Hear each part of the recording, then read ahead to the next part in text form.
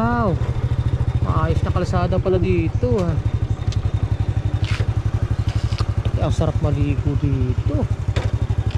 Lakas ng ahos sa ilog oh. Delikado dito. Makakadisgrasya ng tao. Lakas ng ahos mula doon patapos siya dito tinatama yung ano. Sarap maligo dito oh. Linaw ng ilog.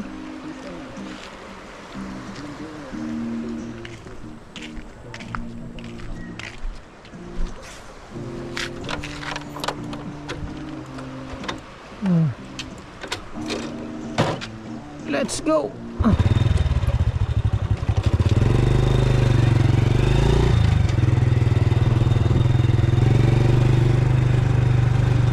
Mga naliligo sa kabila no? May sound pa sila.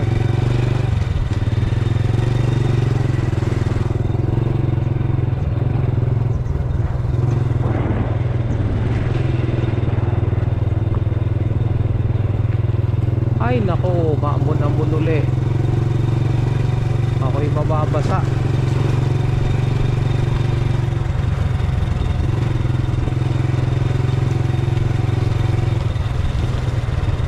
Ganda dito eh. Sarap ang pati anod dito oh. Timbulang ka, ang ganda eh. Hanggang sa hanggat.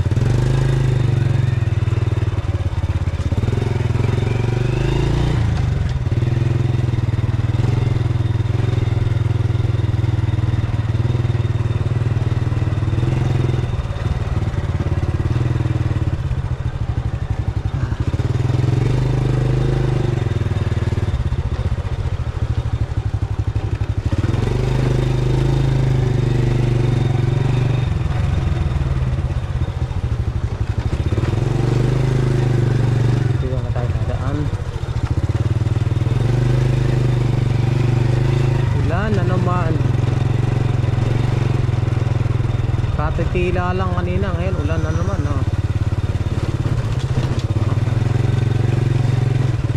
Nagulat pa kasi October 30.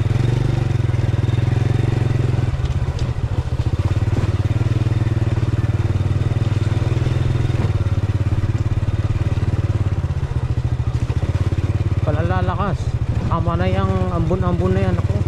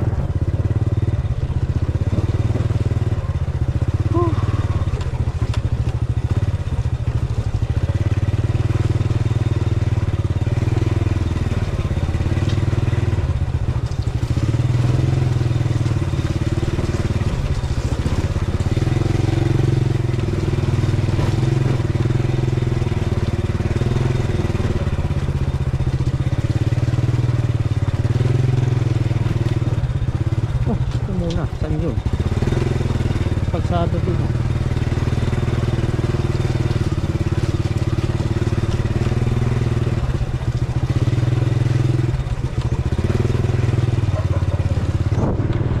malaking kambing yung grabe.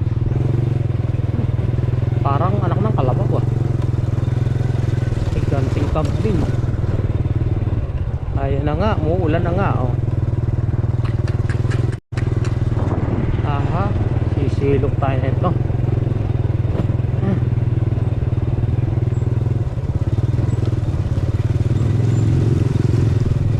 Sisilong tayo nito. Ayan na. Doon na tayo sisilong sa may bisita.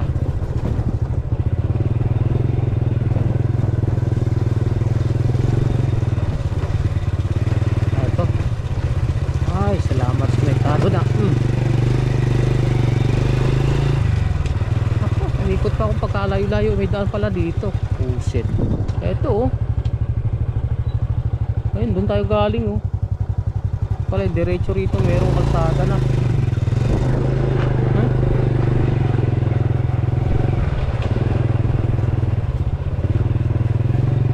Iba talaga pag hindi ka taga rito eh.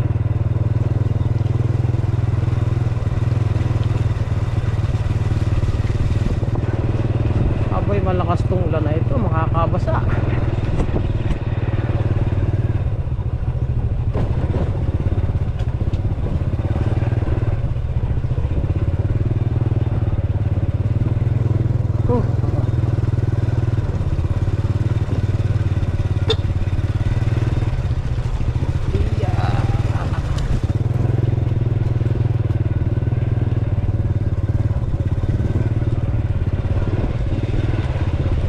Inabutan na tayo ng ulan.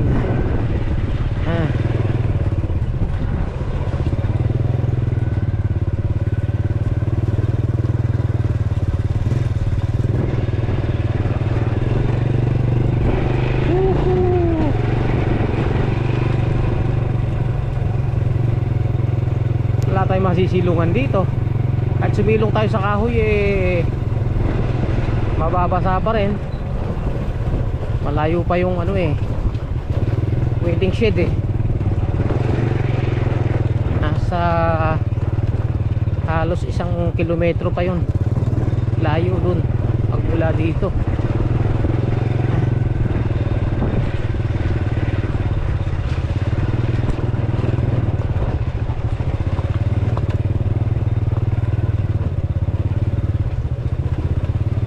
Ayan na. Malakas na to. Ay, malakas na to. Hindi na biro to.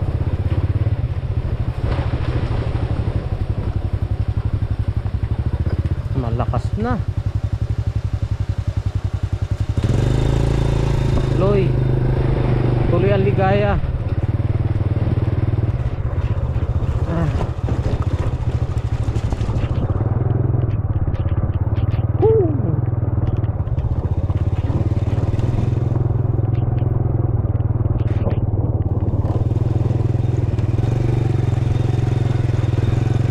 Yung ulan ngayon eh patigil-tigil. Kanina umulan, huminto. Nung paghinto saka ako lumarga. Eto umulan uli na naman.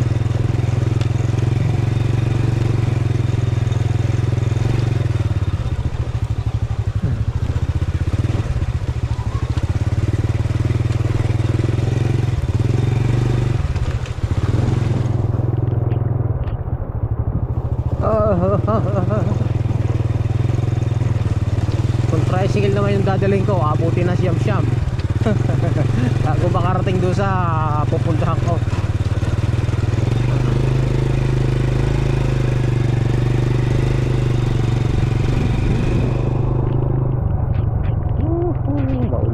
Maulan mga manoy, mga manay.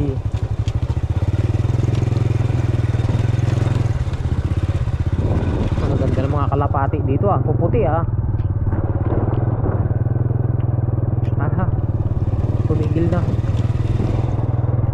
bumubugso tapos eh titigil din. Ayos yan, pandilig ng halaman.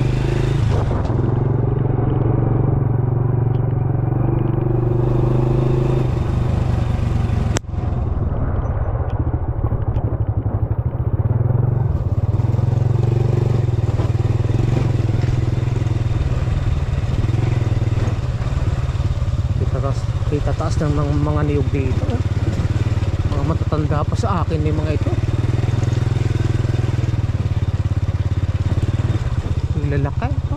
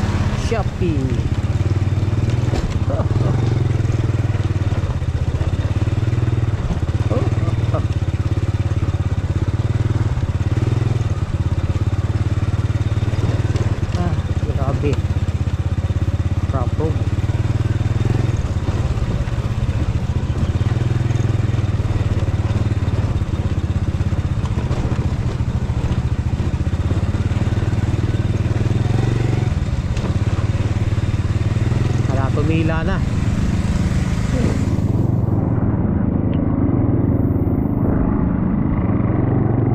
Pagkaganda ng palaya, kadaming bunga kakatuwa. Ito yung sinasabi ko waiting shed eh. Ito eh oh.